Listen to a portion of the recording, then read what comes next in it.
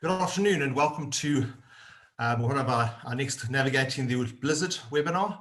Thanks so much for taking the time on this Wednesday afternoon to join us. And today it is us. And as you can see from your screens, I'm in conversation today with Kieran McRae. My name is Roger Hitchcock. I'm a senior partner at the Sedar Group, and it's really a privilege to be spending some time once again unpacking really some of the critical issues that we're facing during this time. Today's webinar is called Leadership Through the Storm. As you know, we're using the storm and the blizzard metaphor to really think about how do we get through this thing, because we do believe very strongly that there is a through, and we're going to look at some critical challenges, perspectives, and actions to take. And the great thing about being on team with guys like Kieran is we tend to have lots of conversations. And so some of the thoughts for today's webinar come out of just some of the conversations we've had, and really trying to examine, obviously without having a crystal ball and a picture of what the future will look like, what do we do in these times of extreme uncertainty? Kieran, do you want to say hi and just introduce yourself, just to make sure that everything is online and we can hear you? Hi, Roger, and everybody else that's online. Great to be here. Looking forward to a good conversation. You and I certainly always have very animated and thought-provoking conversations, and I have no doubt that today will be exactly the same. So yeah, looking forward to it very much. I see we've got a nice group of people assembled, so looking forward to it. Yeah, great, thank you. Just again to lay the foundation, and what are we here to do? And at the bottom of the slide, as you can see, these are intended as working webinars. We are really trying to explore not really technical issues, but I think today's webinar we're going to be thinking probably a bit more conceptually than some of the other webinars we've been speaking about. But really we want to help you, and in this process help you determine what next steps to take in your business. A lot of businesses, especially now, essentially a month into this process, 6 weeks into this process, I think, and this is my opinion, are kind of getting to the point where we can start lifting our eyes from the immediate to the next. And so it's really thinking through the implications and impact of some of these next steps that we wanted to take. And it is about decision making, and leadership is critical at this time, because leadership is obviously about making and making decisions, taking people places, and then positioning oneself to see this thing through. Please, as we go, don't hesitate to use the Q&A box. And hi, Anniki from Pretoria, thank you for that, her traditional greeting, and thank you for joining us once again. And please also use the chat box. I'll be monitoring those. So as we're talking with a conversation, if I'm looking a little bit distracted, it's because I'm trying to assess what's being said on the group. But yeah, let's keep this as practical as possible. And I think we've tried to time this leadership webinar because we've covered topics like risk and stakeholder engagement and some strategic side, but ultimately we work with boards, and boards are the delegated, the nominated, the legal leaders of organizations, and a board is a team of people that need to decide where to go. And this quote, I think, sums up one of the biggest challenges and opportunities that I've seen in the leadership conversations that I've been having. And some of you who know me know that I like reading a lot and picking up what people are saying at this time as well. All of the great leaders have one great characteristic, or one characteristic in common.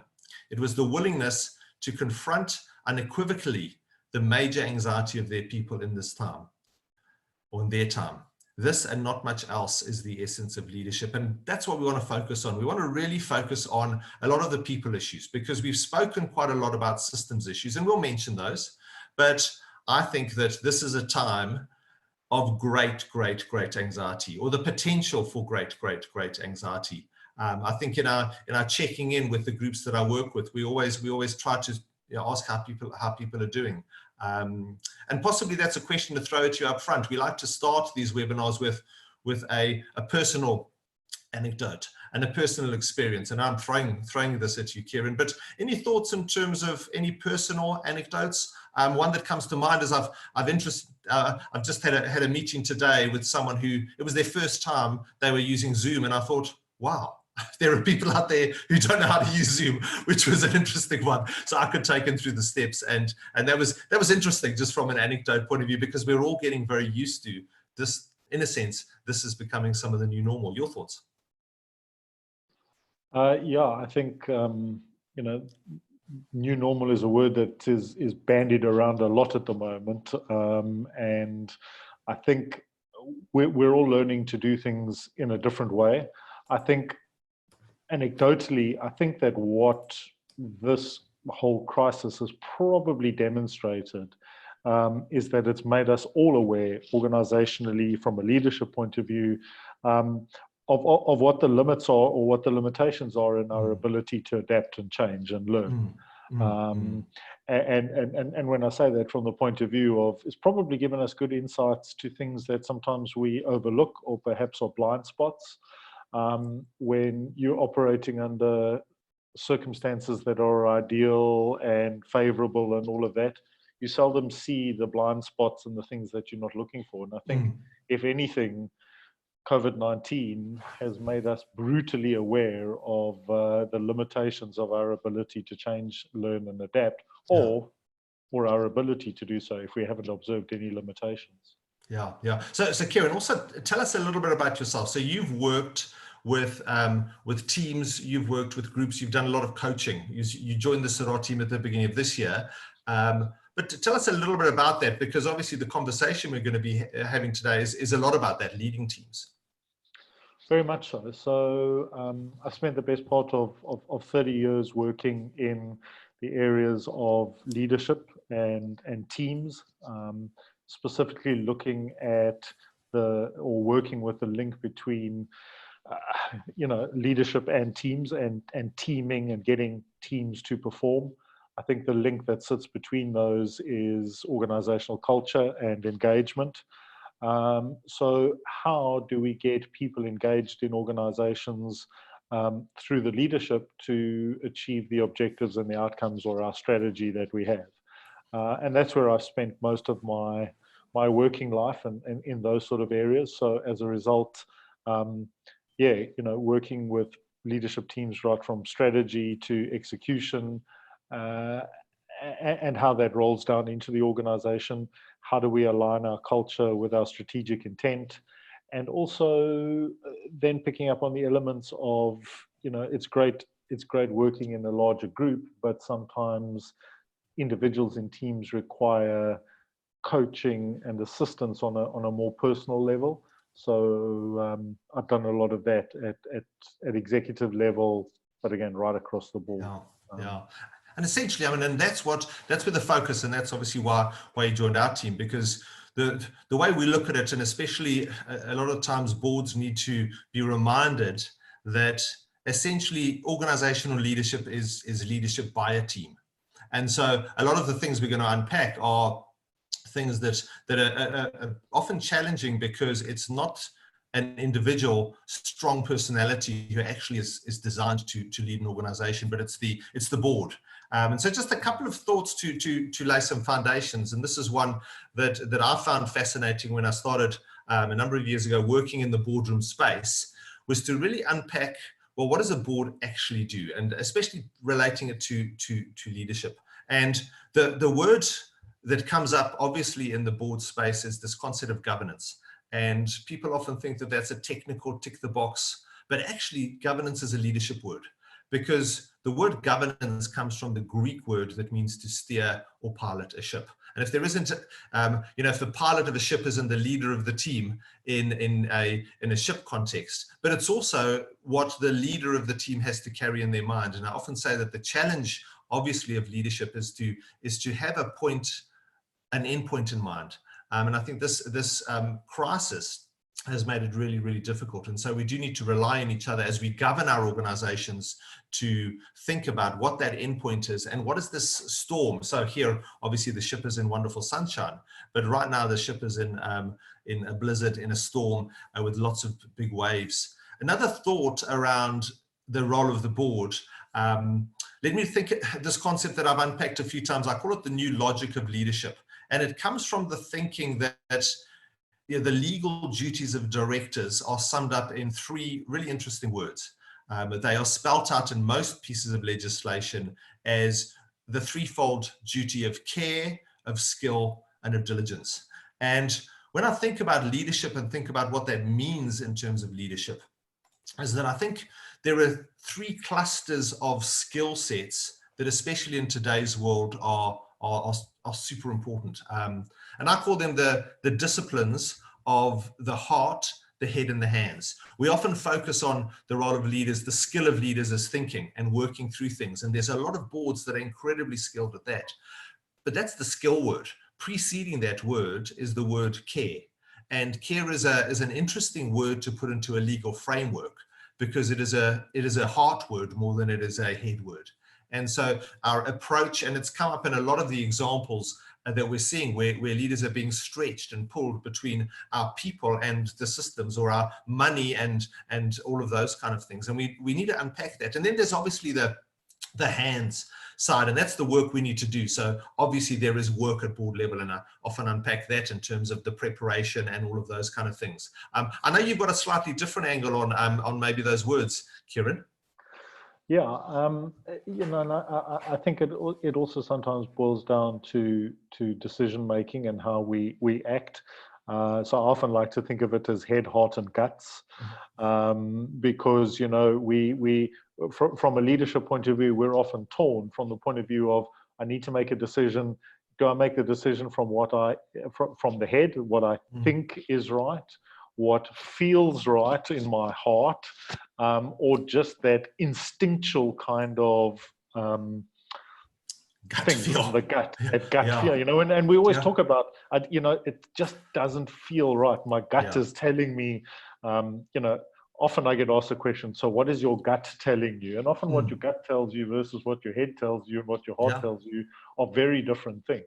And I think one of the challenges always is that, you know, leadership is such a broad, all-encompassing term, and often a maligned term as well. I kind of equate it to communication.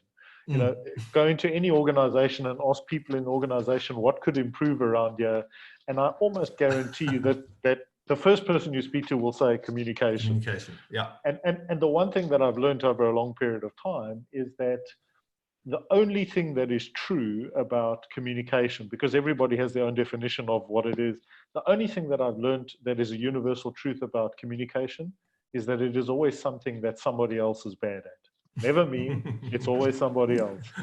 And sometimes I think leadership is a little bit like that as well. It's like, you know, what's wrong in the organization? Oh, leadership is not what it needs to be, or doesn't do what it should do. Well, but it's not me, it's them. Always something that somebody else does. So maybe a little bit of a different play, but I think that whole head, heart, gut, and particular when we're tested under trying situations, and the reality is from leaders is that some leaders are led more by their heads than by their hearts, and different situations call for different styles of leadership. I don't think that as a leader you can rely on any one of those or afford to rely on any one of those. You need to have the ability to think across all three of those disciplines. And that, I think, is one of the challenges, is that this is a time to really test what we know, test what our values are and what we feel, but also test that gut feel that we've developed. You know, I often refer to the 2 o'clock in the morning wake up call. You know, we all have that, where we wake up and we know that it's because there's something, you know, we get to our office in the morning after commuting. Now, we don't do it now, but we get there and we don't know how we drove there because we've been so occupied. And those are the things I think as leaders we need to start paying attention to. You know, I was also reminded of, you know, the typical thing we have, you know, we have two ears, you know, and one mouth. And sometimes that's what communication's in our hearing. And then flowing from that, it's also discerning. So often in the governance space, and we'll talk a little bit later about systems and people, because I think there's an interesting dynamics there, is we have to start recognizing as leaders that there are some things that we can build or construct, but some things are cultivated. And here I'm thinking, and you mentioned organizational culture, we spoke about values, and sometimes what we do is we try to engineer things that can only be cultivated. I can't go if and I remember years ago, a friend of mine had a pellet gun, and so we were pretending to do the thing, and we pointed the gun out of the window, and there was nobody around, so it was quite safe, and we thought there's no way we can shoot a branch off the neighbor's tree, the plant that they just planted. Hey presto, we shot, and the tree fell down. Now we knew that despite our engineering after that tree was not going to be what that tree was going to be before. And that's the problem. Things go wrong and we try to construct what can only be cultivated. But the flip side is we do need to construct. So I've chosen a picture of a trellis and vines because it's exactly that point. You can only harvest or grow vines productively for what they are good for, eating or making wine that we're not allowed to have at the moment anyway. But if you develop, and you actually need to do the work on the trellis as well as the work on the vine. And so the metaphors that I think are becoming more and more valuable in the leadership conversation are not just the engineering and construction ones or the architecture ones, as I put there, but also starting to think a bit about agriculture, and that concept often is one that I unpack when I think, as I said, about these head, heart, and hands, or head, heart, and gut. But it's about this concept, I believe, of being rooted and radical. So we want our organizations to be strong and to go far. And I would even say right now, we want our organizations to survive. But in a storm, the outside of the tree, the outside of the plant gets shaken, but it's the strength of the shaking, the strength of the tree doesn't lie in its branches, but it lies in its rootedness. And I think there will be some testing around some of these areas. Your thoughts on that? Yeah, I agree wholeheartedly. I think, again, for me, the distinction between construction and cultivation is something which takes time. And the reality is that you can control that which you construct and build. You can't control a natural process, or it's a lot more difficult to, you can plant the vines, you can build the trellis work, but you can't dictate how quickly those vines are going to grow. And so the responsibility and the role that you have around that then goes to say, well, how do I care? How do I nurture? How do I do those kinds of things? Because I can't control the cultivation process, but I can enable it. And again, for me, this is such a critical thing, is that does our system that we build actually ultimately enable people to do things and achieve things? And that for me is where the real skill lies. Yeah. So and so let's start to focus in on some of those things. I mean, because I think what, so we want to talk about some challenges, maybe some new perspectives, and then some specific actions that we believe people can engage with, to take away from this time. And those listening, I do encourage you, as we go, please put any thoughts or comments or questions, and we'll try to raise them and address them as we go. But a phrase you used the other day in a conversation that I thought was interesting is you said this is a time, and obviously this is a phrase that we're all looking at and we're learning about in terms of COVID-19 and the coronavirus, but you used it in quite a different way, and I thought that was really interesting in terms of it raising or highlighting some of the challenges that we're facing at the moment.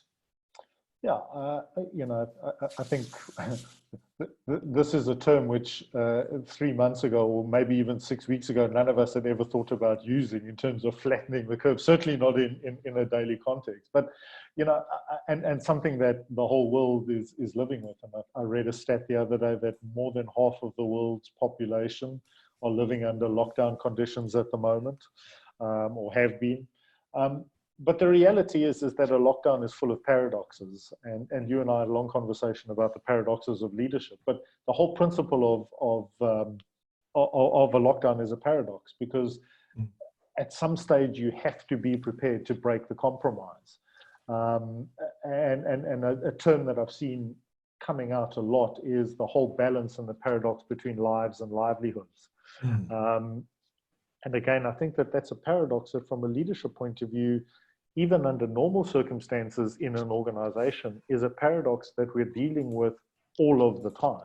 Yeah. So for me, again, one of the lessons out of COVID-19 is this perhaps a stronger focus and a more profound focus on our responsibility and our roles of managing the paradox with regards to flattening the curve and managing flattening the curve sustainably between lives and livelihood.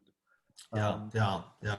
And maybe, I mean, some of those, and you picked up on that, but it was, some of those perspectives are dealing with paradox. And I think one of the challenges is, as you've said, is that in our organizations we are faced with, and some of the, the phrases, you use the kind of, and I know we're all trying to be, or we've all become overnight epidemiologists, if that's how you say that, and economists, and so we have this suddenly every one of us is now a virology or whatever, again, these phrases, a pandemic expert as well as an economic expert, and so it's those death and dollars, and it's maybe putting it a bit bluntly, lives and livelihoods, as you said. But looking at that in terms of unpacking and maybe touching on what you refer to as values-based leadership, and maybe that's one of the big emphases at the moment that's going to come out.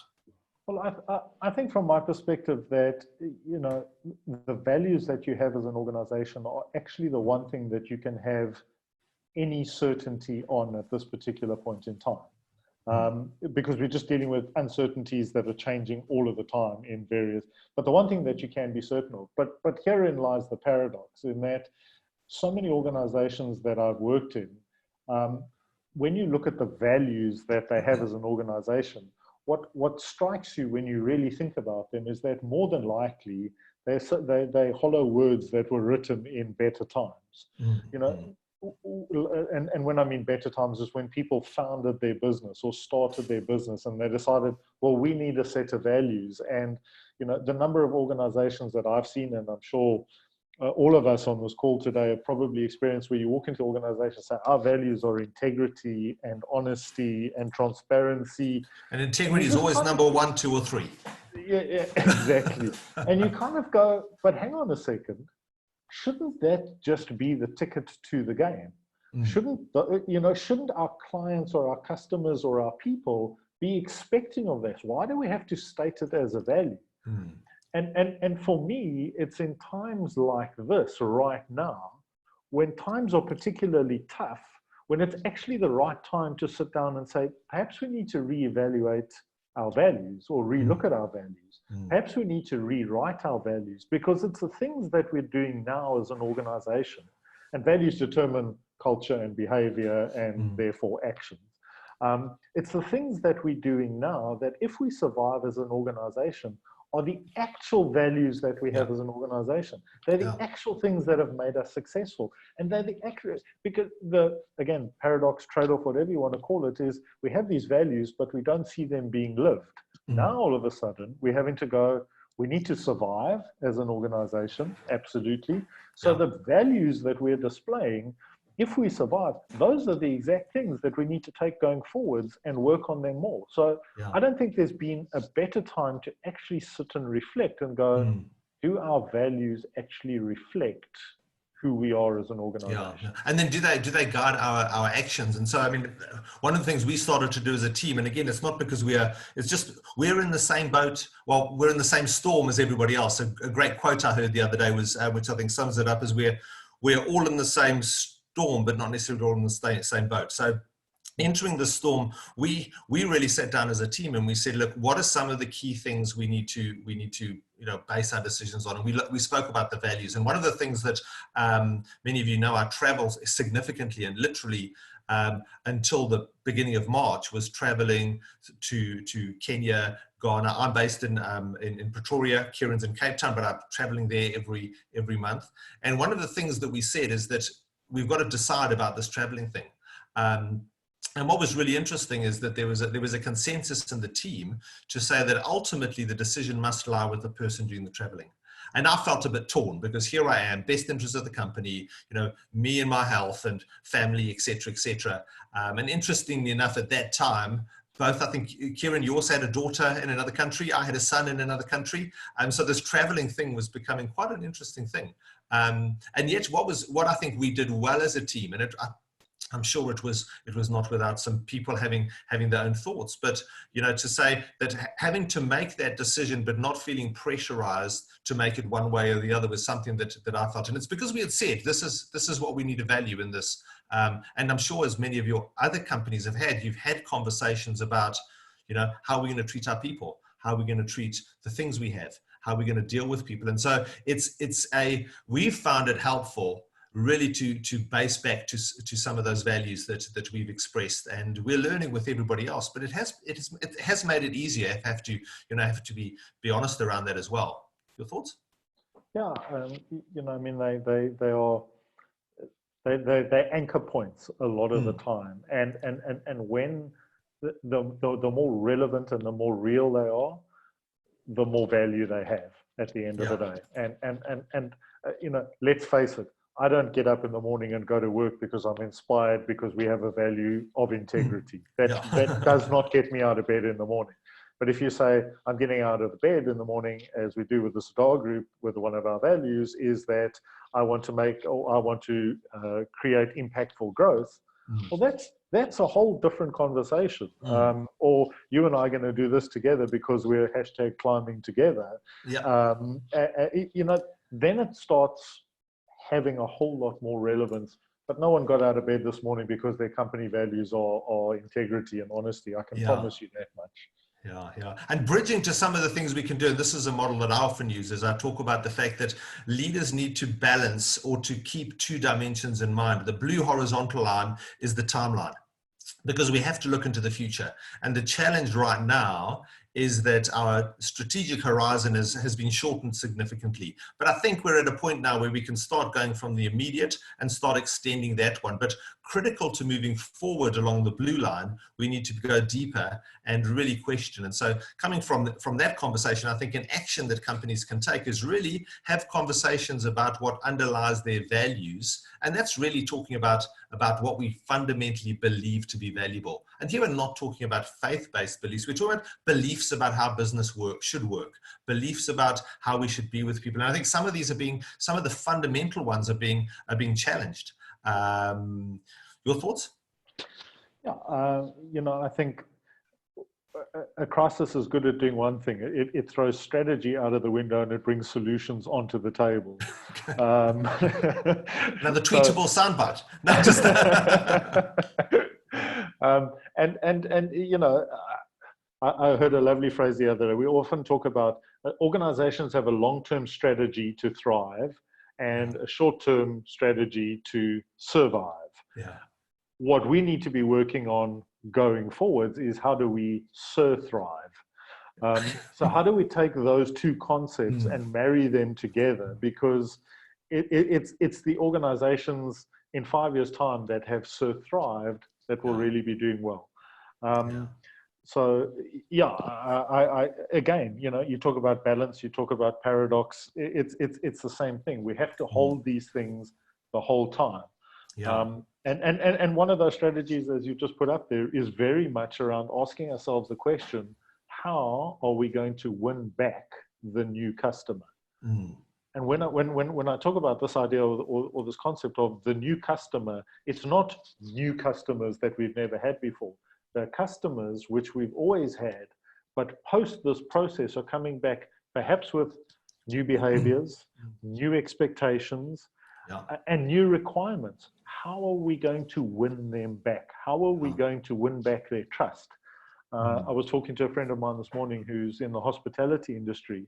And you know, one of the things he said we have to focus on very strongly is how do we win back the trust of our guests who come to and stay in our hotel? That when they go into the room, they know that room has been sanitized, cleaned, and is disease-free. How do we win back the trust? How do restaurants win back the trust of people that it's, and you used this word earlier, that it's safe to go back out? This is a very, very real challenge that never mind going out there and finding new customers, brand new customers, how do we win back the ones that we had 3 weeks ago that we haven't spoken to or that have had their own battles? Yeah, and I think this is one of the things. So I've just thought that possibly we should use as a header here, maybe not actions to take, but conversations to have. And maybe these next few points are actually the most practical thing you can do as leaders and as a team of leaders. And what I would suggest you do as well in your organizations is identify the hidden leaders. Because I've found in working with teams, and I'm sure you have too, Kieran, that it's sometimes the person that we don't think is obvious in leadership who's actually got the idea that triggers the solution. As you said, this is a time and solutions are not necessarily final. And I think one of the other challenges in the conversations is that we're going to come up with something in our conversations that may be good for a matter of days, because the next best thing that follows that. And this is really going to be we spoke a bit about agility and the ability to adapt, but it also reflects, or is this phrase that we've also used a lot, thinking about, what are we going to rely on in this time? Because a lot of the systems that we've relied on, be they macro supply systems or micro communication systems in our businesses, are not holding up. This phrase, system fragility, people resilience. Your thoughts around that? Yeah, well, I think first and foremost is that what we've learned is that resilience is no longer just a theoretical concept.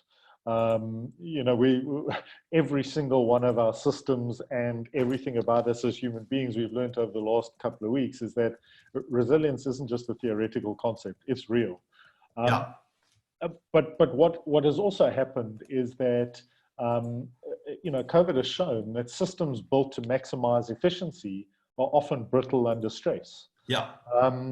So, from that perspective, manufacturing, for example, great efficiencies to be had out of moving manufacturing to the Far East, for example. And that's absolutely fantastic when you've got digitally enabled logistics to go along with it. They work brilliantly under perfect circumstances, but close a country down and all of a sudden you have absolutely no ability to deliver. So your system it might be efficient, but it's extremely fragile. Yeah. All of those phrases, just in time, Kaizen, all of those are kind of being tested right now and found wanting to some degree because they don't leave much margin. Exactly. So, what does that mean going forwards? Well, perhaps it means shorter supply chains. Maybe it means emergency stocks. Maybe it means greater self-sufficiency. So again, I think that these are all things that we've got to look at and say, how do we run and lead our businesses with the lessons that we've learned out of this process? Because I think, if anybody thinks we're going back to normal post-lockdown or post-whatever, I think they're living under a serious misconception. Yeah.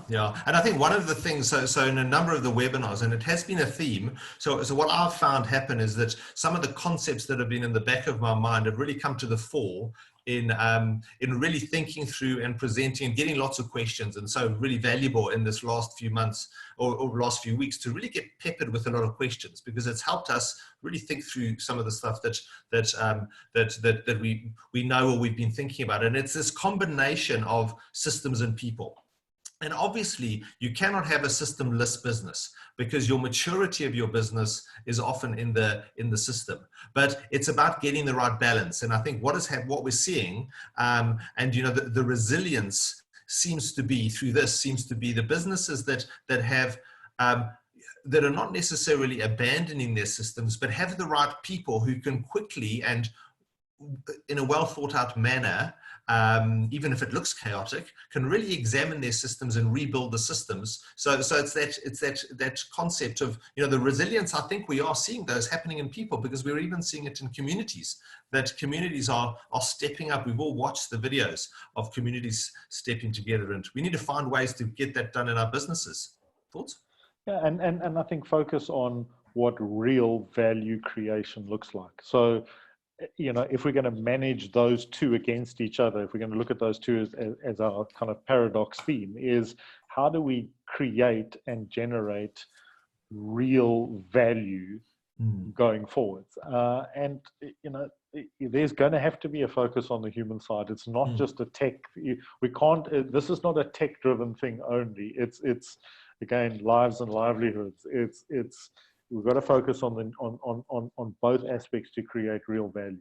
Yeah, yeah, and that's this phrase you used earlier, and I think this is kind of as we start to wind down to an extent, really thinking of some of the other thoughts, or should we say other conversations. So you used the phrase break the compromise a bit earlier. Do you want to unpack that in a bit more detail, or put some kind of meat on the bones there?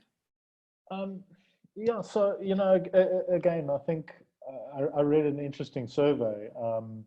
I don't know what the source of it is now, so don't quote me on it. But the gist of the survey, or the outcome of the survey, was that in general, governments are more trusted than companies, but are less competent, and companies are less trusted but more competent. Yeah. And so again, I think one of the how do we break that compromise? How do we, at the end of the day, build competent, resilient government and governance, if you want to use a slightly different term? And how do we build purpose-driven companies at the end of the day? And so purpose-driven companies are companies that are based on or focus on values and what that means. Understanding what real competence looks like and how we deliver that competence, and managing those two, that we're not compromising one for the other. We have to break the compromise. And really, that's my thought around that. Exactly how we do it, I don't have all of those answers and ideas. I have a lot of ideas in my head, but I don't have the exact answer. But I think that this is where, in particular, us as leaders in businesses have to put a lot of attention. Is how do we build competent resilience, but make sure that we remain purpose driven. Yeah, and some of those words are really, really powerful. So as we're coming up towards the end and really trying to trigger some of the thoughts in terms of conversations that you need to have.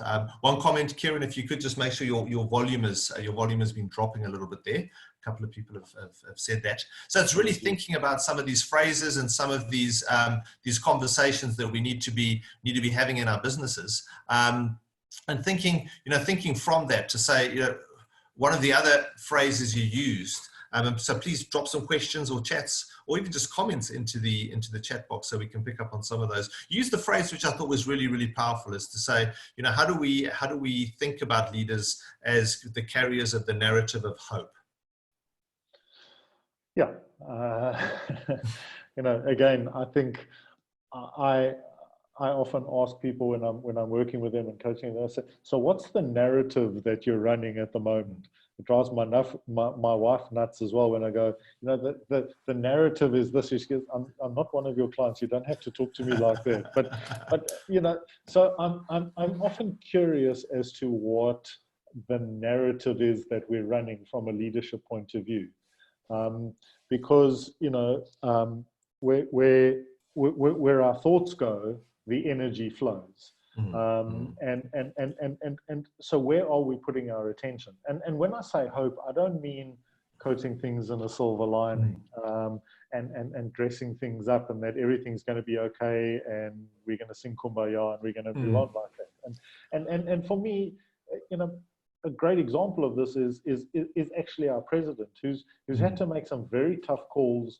But there's always a narrative of hope that runs through the messages that he gives.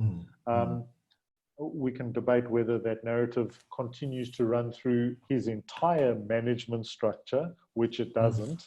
And again, I think that that's the lesson for us from a leadership point of view, is that it's one thing when the narrative is great from the top, but if it's not consistent through the organization, then you have a very real problem.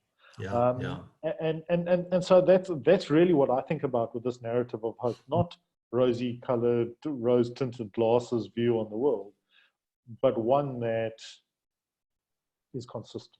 Yeah, and I think one of the challenges is going to be and maybe one of the conversations to have in our leadership teams is to really, and again, to use another stereotypical phrase, to all get on the same page in terms of what the narrative is.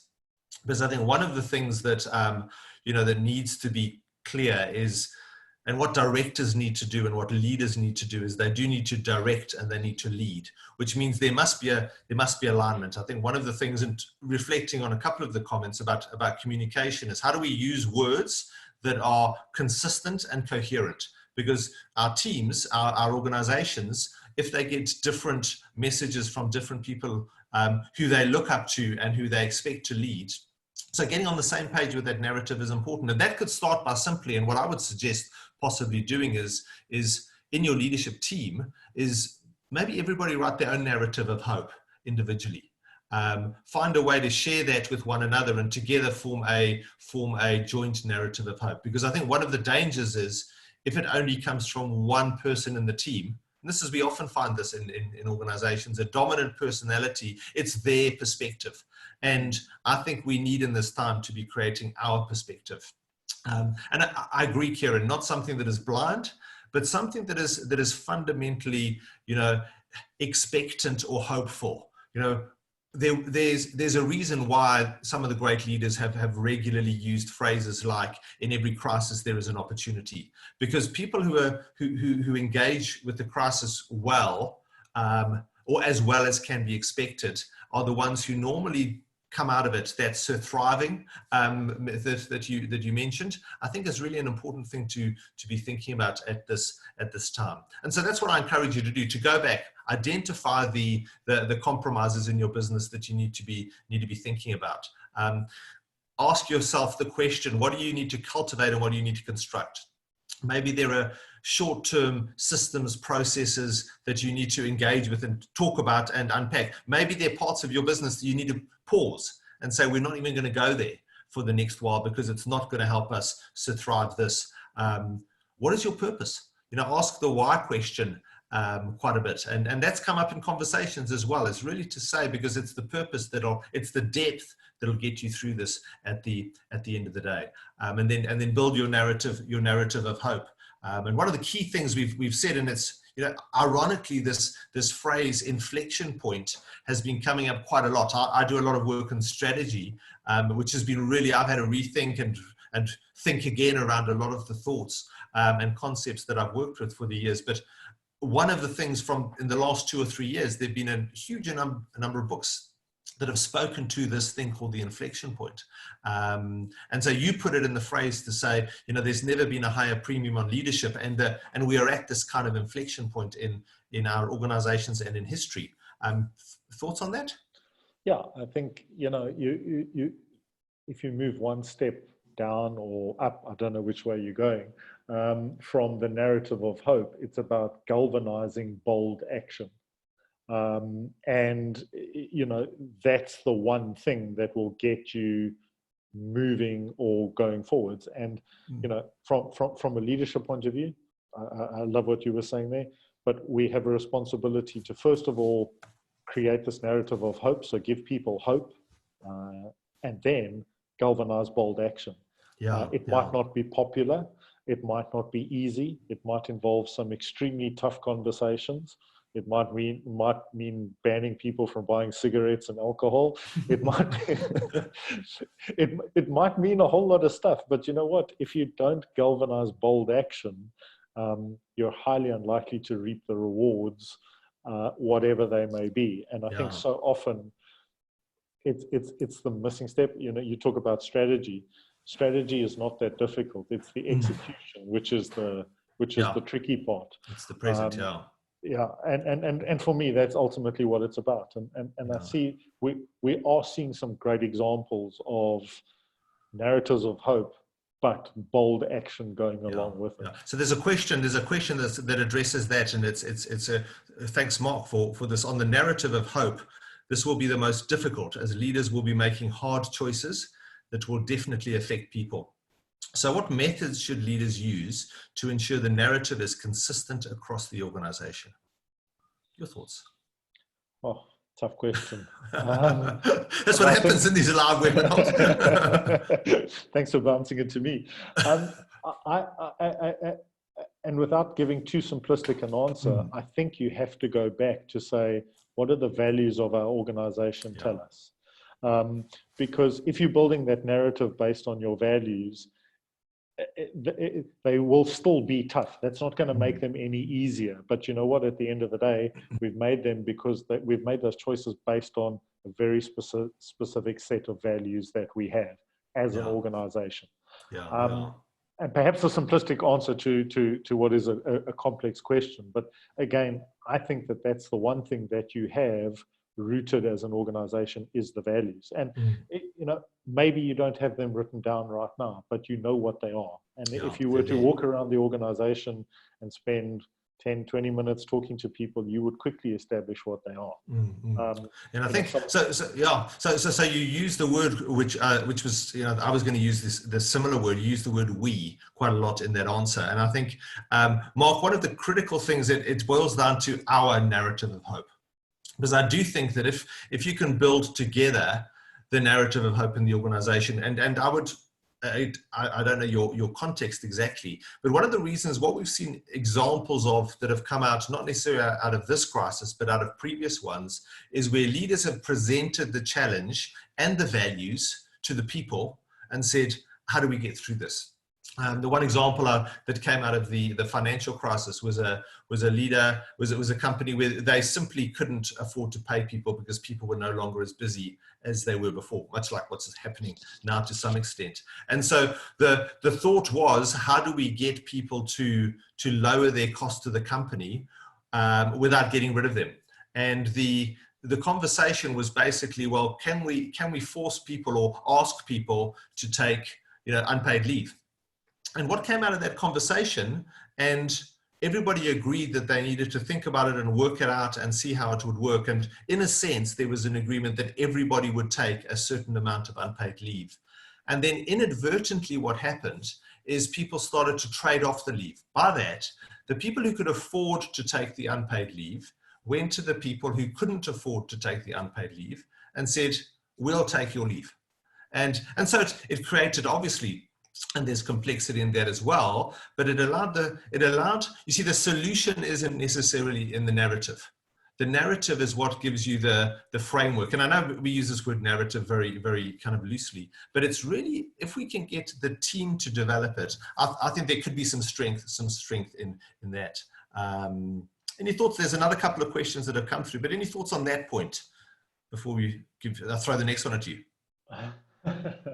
No, I again, I wholeheartedly agree. I think, talk is cheap. So it's not just about a narrative. It has to come from somewhere that is far deeper than that. And it has to result in action. Otherwise, no talk, all talk, no action. What's that? Yeah. It's just the biggest problem. I'm just quickly popping something out here. The biggest problem is we're going into problem-solving mode, and then we lose the bigger perspective. How do we leave the content of conversations and view the conversation? We're in the issues and stand back. So I think that the question is saying, how do we create, in a sense, and the way that I would maybe phrase it is, how do we create some of the space when the immediate is the most urgent? It's almost like that urgent and important challenge that companies have. Any thoughts? Yeah. Interesting. I had quite a few conversations about this over the last little while as well. I think the challenge, and whether this is your business or not, is how do you distinguish between working in your business versus on your business? And I think that's a challenge that in particular business owners always have. We always talk about the challenge of the three hats, but I think we all have that, because we do become very ingrained and embroiled in our day-to-day problems. And to some extent right now, I think we have to forgive ourselves and allow ourselves to do that, because that's what circumstances dictate. I think anybody that's sitting there planning in any amount of detail for anything beyond, at this point in time in this country, beyond Thursday this week is we've got our parole hearing on Thursday night. We'll see how that goes. Yeah. And I do know that there's also people, so there are people also from, and I know Kenya at the moment is also going through this thing of, so they're not quite in the lockdown we're in South Africa, but they have curfews, which are challenging. And in Ghana's a country, interestingly enough, and those are the countries we know well, where they've reopened up already some of the economy in response to some of the challenges, and so we're seeing different responses which we can learn from and get some insight from. Your thoughts? And I think we have to answer that question. I think we have to permission ourselves and say it's okay to take a short-term focus right now. We can't lose sight of the longer term game, but we need to permission ourselves and say it's actually okay. We don't have to come out of lockdown or whatever on next week or whatever with a definitive 20-point plan of exactly what we're going to do. Exactly. There's one question around, and as those of you who know me know that I like to draw pictures, so it's an opportunity. Thanks, Mahesh, for giving me an opportunity. So you just asked for some clarity on inflection point. So what we mean by inflection point is that every business tends to go through what they call the S curves, and the inflection point is this point at the top of the curve here, where in a sense, companies that do well are companies that anticipate the inflection point and start another S curve beforehand, because the danger is this curve tends to run out of steam. And so it's this point here, it's looking ahead at the inflection point. Now the challenge is we were all sailing off very well into the 20s, and then suddenly we got a very quick inflection point. All right, and so it's really understanding. So the way that I would interpret that is, and part of this stepping out of your business, and that's why I jumped to that now, is that we need to be scanning not just internally but externally. So I've been quite strong in a number of the conversations that I've had is really filter through the news sources you are willing to and trying to process at this time, because there's a huge amount and there is a lot of noise in the system, even for the fact. So sometimes what happens is we see something that we think relates to us and it relates to someone else. And so the misinterpretations that can happen at this time, and as a team, it's important for in our teams to check one another, because we're all going to be getting information.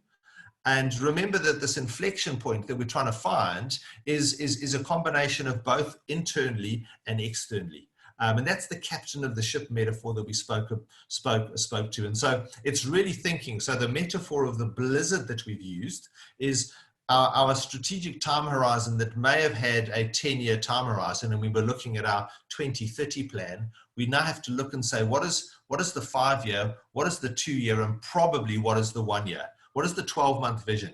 And then looking for these turning points. And in a sense, most of our countries are going through different turning points as they are guided to various degrees by our legislators and our presidents, but also the economy is also guiding and pushing things in different directions. And some of our businesses will be able to advance quicker than others, because as that quote said earlier, and I thought that was really powerful, is we're not all in the same boat. Every business is different. So what your neighbor does in terms of getting their business back on track is not necessarily what will work for you. This is not the cut and paste time. This is the deep thinking, the leaders getting together, working on what we've unpacked as the narrative of hope, or the plan, the thinking, and really working out what will work for our boat in this massive, massive storm. I trust that's given some insight. Any last thoughts while I scan through? Is that I don't think that the biggest long-term challenges that we have are going to be solved by competing harder. You know, and your point is true that it boils down to, do we have a clear common purpose that we're working towards? The challenge around that is that it's always difficult to track that, but the solutions don't lie in competing harder. And I think maybe just as a closing point, and you're talking about the inflection points there, I saw a quote that says, let's not look back at COVID as an inflection point for progress, let's look back at COVID as an inflection point for progress rather than a squandered opportunity. Because these kinds of inflection, what you're talking about there is, by their nature, inflection points are very seldom self-inflicted. And sometimes the most valuable lessons we learn are from these kinds of things, to say, how do we use this as an opportunity for progress rather than and that quote there, I mean, that quote, deep within every crisis is the opportunity for something beautiful. And I do think so. Maybe one of the last thoughts I've had, and it was triggered just by your thought, I think we've got to, as leaders, because this thing isn't self-inflicted. It doesn't come from our people. It doesn't come from our competitors. It doesn't come, so the worst thing to do at the moment is to blame a whole lot of, and to get into the blame game. Let's get into the solution game. and let's think about how we can move forward. And so, yeah, we trust this has been valuable. Thanks, Kieran. I mean, I think every time we have a conversation, there's just so much, you know, depth, and we need to do this privately so we can have a few more. But I'm sure that they'll also, please let us know if these kind of conversations are the ones that, you know, the ones that you'd like to have, because this was far less technical and more conceptual. And it's probably because we have to explore these ideas together. And one of our next exploration is going to be around what I call strategic sources of value, that we're going to be looking at in the next Navigating the Blizzard webinar, which is next Wednesday. So we've shifted to a Wednesday afternoon webinar.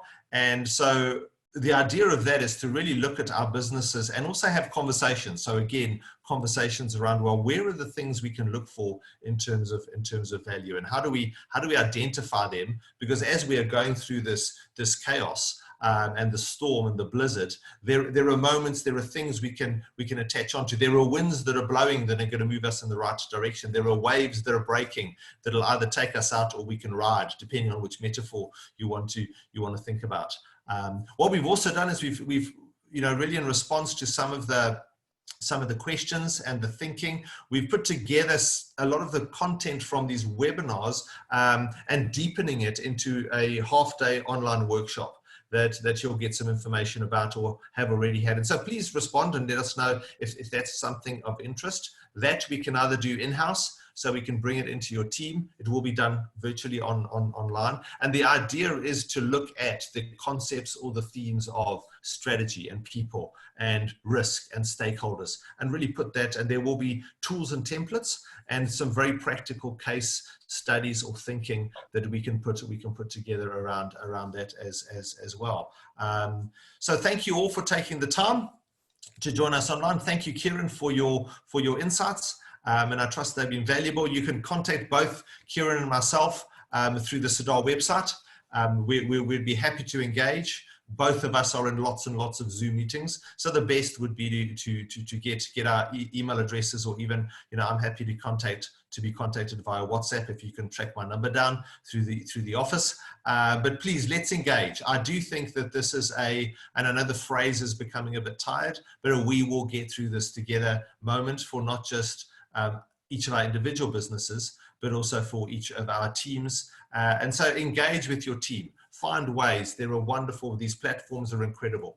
The fact that we can talk to people from all over the world in one webinar is incredible. So please keep the engagement up. And then as we close off the webinar, and I'm going to be signing off, I'll give Kieran a chance to just say cheers. But as I'll be signing off and closing the webinar, a survey will pop up on your screen, which gives you the opportunity to let us know what you thought, whether you thought we were onto something or not, and then let us know how we can help you going forward. Kieran, your last words. Yeah, thank you, Roger. Like you said, I always find these conversations extremely thought-provoking. So thank you for that. Thank you for facilitating it and your thoughts and preparation. Really enjoyed that and look forward to our next conversation. So thank you to everybody for attending this afternoon. Yeah. So we had a great Thank you for investing the time. Yeah. And thanks, Kieran. Appreciate it. We will speak soon. Cheers. Signing off. Thank you.